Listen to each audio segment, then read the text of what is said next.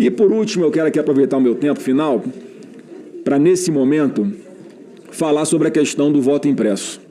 Eu quero pedir muita atenção de todo mundo, inclusive do relator, que eu vou tentar ser bastante objetivo para falar o seguinte, é que o problema não é a urna, é o homem. O problema não é a urna, é o homem. E essa teimosia, essa resistência surreal de fazer algo que hoje, com a nossa tecnologia, é muito simples, só aumenta a desconfiança. Então, quem diz que defende a democracia, quem sustenta que 8 de janeiro foi uma tentativa de golpe, por exemplo, se as eleições de 2022 tivessem ocorrido já com voto impresso, como esse Congresso aprovou, nada disso tinha acontecido. Para que continuar alimentando essa desconfiança? Isso não vai acabar pela força. Quem falar mal da urna, cadeia. Não pode ser pelo medo. Tem uma parcela considerável da população que desconfia. Mais uma vez, não da urna, mas de quem programa a urna, senador Marcelo Castro. E hoje tem tecnologias que são muito mais baratas. Tem leitor digital do dedo, da íris, até de veia tem hoje, para você garantir que aquela pessoa que está votando é aquela mesmo que está votando, e ninguém está votando no lugar dela. Só que o problema é a programação. Eu vou dar um exemplo simples aqui, tá? Eu sou advogado, mas eu fiz escola técnica de eletrônica, então eu sou um técnico em eletrônica. E eu lembro que, quando eu estudava na escola técnica Resende Ramel, lá em Lins dos Vasconcelos, no Rio de Janeiro, a gente ainda aprendia como é que consertava a televisão, né? Aquela televisão grandona, aquela caixa de tubo, você buscava onde estava o defeito. Hoje em dia, você troca a televisão. Mas tem uma coisa chamada circuito integrado. É uma pecinha preta assim, com as perninhas, parece uma aranha, que é basicamente o seguinte, tem entradas e tem saída nesse circuito integrado. Então aqui, senador Amin, entra 0 e entra 1. Aqui, entra 0 e entra 0, é binário. Entra 0 e entra 0, sai 0. Entra 1, sai 1. Entra 0 e entra 1. Sai o que eu quiser, o que eu escolher. Vou dar um exemplo aqui, ó. O microfone que eu estou usando é uma espécie de programação. Eu apertei o botão aqui, é o 1, ligou o microfone. Vou apertar de novo. Saiu 1 de novo nesse sistema aqui. E o que é o código-fonte? Nada mais é do que uma sequência de números, ou de letras, ou de códigos, mas em milhões de linhas que programam essa urna eletrônica.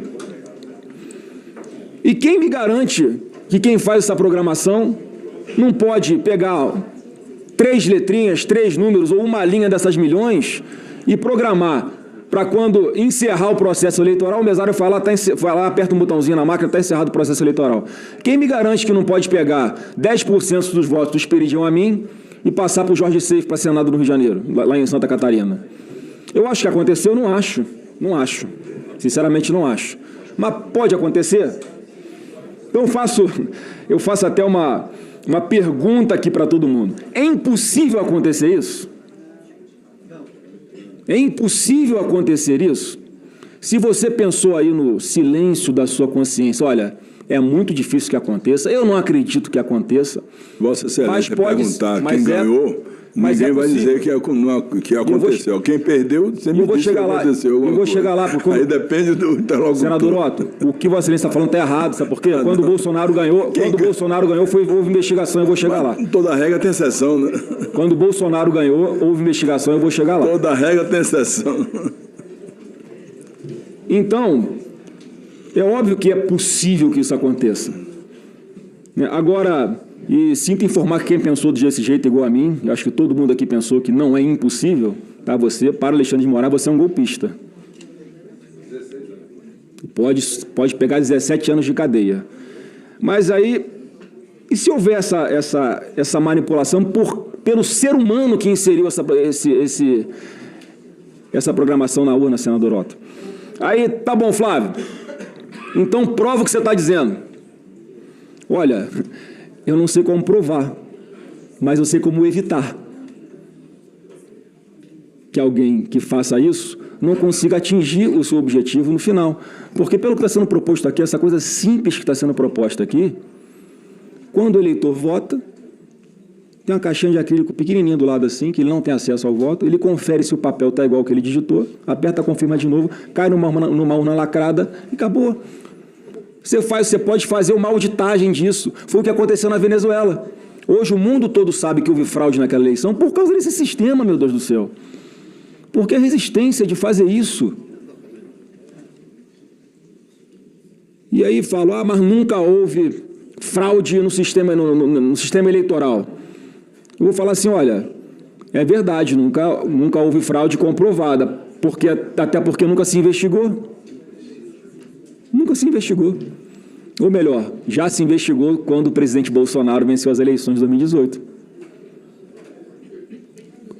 Quando o Bolsonaro vence as eleições de 2018, a ministra-presidente do TSE, Rosa Weber, instaura de ofício um inquérito para investigar uma possível invasão hacker ao sistema do TSE. E esse processo está aberto até hoje. E quando o presidente Bolsonaro peticiona ao TSE em 2022, apresentando alguns indícios e pedindo que houvesse investigação, simplesmente não há investigação, senador Marcelo Castro, como Alexandre de Moraes multa o partido em 22 milhões de reais. E ele é tão sádico que ainda bota o número 22 em alusão ao número do partido PL 22.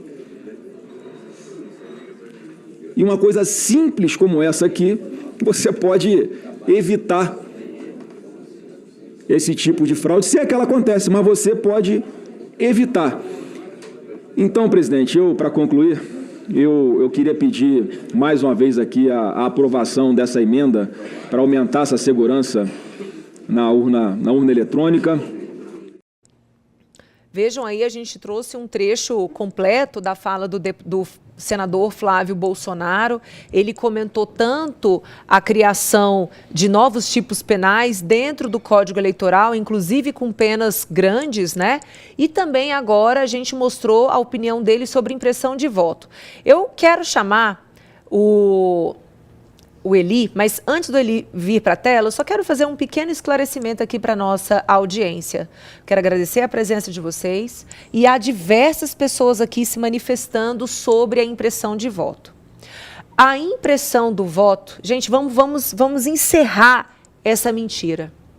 Nunca foi sobre imprimir o voto e levar para casa a impressão do voto. Inclusive disseminada pelo próprio Barroso. Não é a mesma coisa que a gente ir num caixa eletrônico, fazer uma operação bancária e fazer ali a impressão daquela operação bancária e levar para casa. Não é sobre isso, nunca foi sobre isso. A impressão do voto significa utilizar a urna eletrônica para colocar o voto para que ele seja computado dentro do sistema e ali mesmo cai a impressão daquele voto. Não sai o papel dali. Ah, mas por quê? Bom, vamos lá. Qualquer sistema carece de double check, que é o que a gente chama. Em gestão de projetos, você tem sempre que ter capacidade de averiguar o resultado de um determinado processo. No Japão, por exemplo, o voto, ele não é escrito, ele é furado. O papel é furado, para que ninguém levante a dúvida de que a impressora pode ter tido problema. Então, existe um furo na cédula de papel, que também fica por lá. A fraude na Venezuela, hoje mundialmente conhecida, somente pôde ser comprovada porque na Venezuela há impressão de votos. E a oposição conseguiu pegar 75% do extrato desses votos e conseguiu provar que Edmundo González foi o verdadeiro eleito presidente na Venezuela. Só que lá, Maduro, que é um ditador, tem o sistema eleitoral, o sistema judicial a seu dispor. E o TSE de lá proclamou Maduro como reeleito. Mas o mundo sabe que ele não foi reeleito. Portanto, gente, pode acontecer falha. Pode também acontecer fraude. A grande questão é não dar oportunidade para dúvidas. É ruim quando você condena pessoas que levantam dúvidas. O debate, ele é também essencial à democracia. E agora, dentro da proposta do relator do novo Código Eleitoral, não existe previsão do voto impresso. Inclusive, existe a previsão de se punir pessoas que levantem dúvidas sobre o funcionamento das urnas. Ora, o que há de infalível nesse mundo? E o que há de proibido dentro de uma democracia? Senadores, façam trabalhos dos senhores, discutam, amadureçam essa proposta, porque a população brasileira precisa de paz e de segurança para enfrentar mais um processo eleitoral no ano que vem. E está nas mãos dos senhores. Eu quero chamar aqui o Eli. Por favor, Eli. Comenta pra gente, Eli. Pode ficar à vontade para falar sobre a questão da pena de 16 anos. Zé Júlia. Vamos começar pela pena de 16 anos aqui, rapidamente. Na sua opinião, é um exagero ou vem no sentido de evitar que mentiras contaminem a decisão do eleitor brasileiro? O que eu pergunto sobre essa pena aí de 16 anos é o seguinte, Júlia. Quando é que o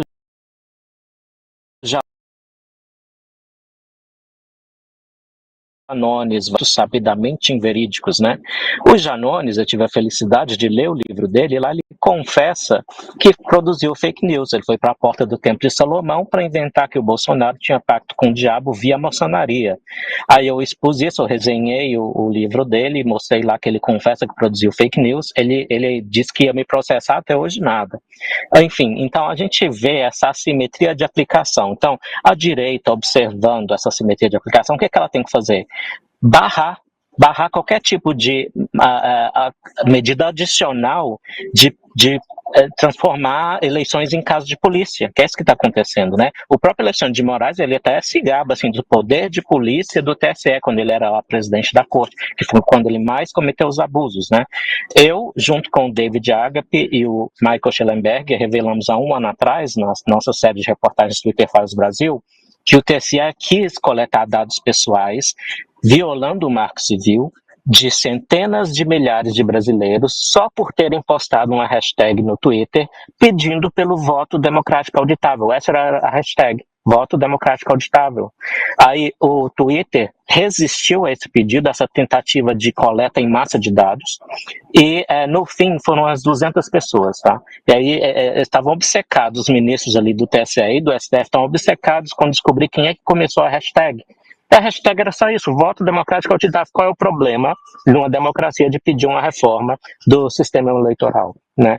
Eu acho que o Espiridião Amin foi bem feliz na fala dele ali que você mostrou agora há pouco, em dizer isso, que não é questão de afirmar que houve fraude, mas é uma questão de o eleitor médio compreender o processo de contagem dos votos. Eu até discordo um pouco ali do senador Flávio Bolsonaro, quando ele disse que era uma questão de biometria, de que tem coisa moderna agora que dá para ler a íris ou a sua impressão digital. Não, isso já até tem biometria no sistema eleitoral brasileiro.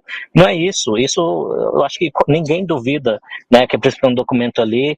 Acho que ninguém está acreditando que tem um monte de gente votando com o nome do outro. Não é isso que está acontecendo. O que está acontecendo, a preocupação é qual? Para o eleitor médio, a urna eletrônica e o sistema de contagem completamente eletrônico no Brasil, que só existe no Brasil e no botão, é como se fosse assim, a cartola do mágico, em que você deposita o seu voto e, acontece uma mágica e está tudo contado. Isso é ininteligível, incompreensível para o eleitor médio. Então tem que ser uma coisa que ele compreenda. Não, tem a comissão eleitoral, ela vota. Aqui neste país, o Reino Unido, é tudo impresso, é tudo na cédula impressa até hoje. Eles têm os resultados prontos em 24 horas. Então não é verdade também que é uma questão de ser mais, que a urna eletrônica é um sine qua non, uma coisa indispensável para ter uma eleição rápida, uma contagem rápida. Também não é verdade. Aqui se conta tudo, as eleições gerais aqui no Reino Unido já tem resultado em 24 horas, bem rápido, né? Para um país de 60 milhões de pessoas isso é bem rápido. Então, assim, é essa a questão principal. O eleitor consegue compreender como é feita a contagem. Se ele não consegue, se para compreender ele precisa aprender programação, Python, etc., pronto, ele perde a confiança. Então, não há democracia sem confiança, sem o cidadão confiar no sistema eleitoral. É esse o problema do voto 100% eletrônico. Quando você fala confiança, é inevitável não pensar na pesquisa que foi publicada ontem sobre a confiabilidade que o brasileiro tem, na realidade a confiança que o brasileiro tem em relação ao Poder Judiciário brasileiro. A pergunta da pesquisa Atlas Intel é: quem mais atrapalha, quem mais destrói a democracia no Brasil? O Poder Judiciário aparece em primeiro lugar. Então isso é bastante sintomático, gente. A gente não está falando, e quase 50%, né, Thiago? A gente comentou foi mais de 50%. Foi quase 50%. O que chama bastante atenção é que o judiciário, quem mais destrói a democracia no Brasil, o judiciário está em primeiro lugar e o crime organizado está em sexto. É impressionante. Então, não adianta querer criminalizar e condenar as pessoas que levantam dúvidas sobre o funcionamento das urnas, porque, gente, as pessoas percebem isso. Então, eu reforço aqui meu apelo para que os senadores sejam sensíveis a essa demanda. Aqui no chat, a maior parte das pessoas é favorável ao estabelecimento dessa possibilidade do voto impresso aqui no Brasil também. Eu tenho certeza que se fizesse um plebiscito, a população brasileira, em sua maioria, seria favorável. Deixa eu falar rapidamente sobre a situação do voto impresso aí. Teve essa discussão grande na época lá, inclusive o Barroso e o Judiciário falou muito, não tem dinheiro para fazer esse tipo de coisa, muita pessoal da esquerda falou, vai pegar o voto e vai levar para casa, você já explicou que não se trata disso. Eu queria explicar para algumas pessoas que não sabem, é o seguinte, essa urna eletrônica que a gente usa no Brasil, é da Smartmatic, é a de primeira geração. E nós já estamos, se não tiver a quarta, já tem a terceira geração. A partir da segunda geração dessa impressora, dessa urna, ela já vem o modelo dela acoplado com essa urna. Ou seja, não é algo que tem que se criar e vamos fazer um modelo específico para o Brasil, para poder ser utilizado, não. Os países poucos que utilizam, já utilizam a segunda ou terceira geração dessa urna. Só o Brasil que utiliza a primeira versão, que não tem a impressora ao lado, que, repetindo o que a Júlia falou, é uma impressorinha ao lado que tem uma tela de acrílico fechada, ela é toda lacrada. A partir do momento que a pessoa confirma o voto dela ali, aparece aquele papel como se fosse do mercado ali, que tem aquela escrita que é por calor, né? Aparece ali, ele confirma que o que ele digitou na urna é o que está de fato naquele papel, ele confirma, ela cai dentro de uma urna, ou seja, só o Brasil não utiliza, e esse equipamento ele já existe, só precisa ser coadquirido.